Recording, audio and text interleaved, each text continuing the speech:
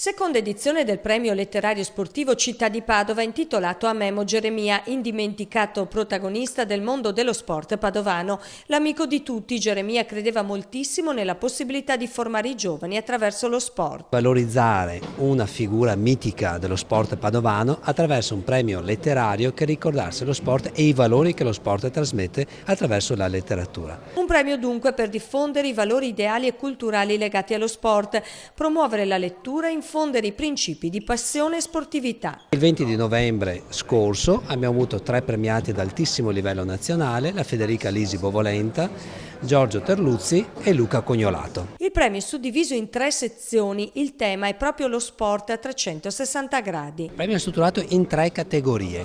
Possiamo definire la prima categoria il premio Memo Geremia Città di Padova, il premio, se vogliamo, assoluto, così, quello che consideriamo un attimino il più valevole, meritevole.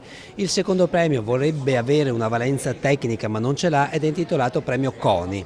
Il terzo premio è specifico, dedicato alla letteratura giovanile per ragazzi. Al concorso letterario sarà affiancato anche il premio alla carriera, destinato ad uno sportivo che si sia particolarmente distinto. La consegna dei riconoscimenti sarà alla metà di novembre.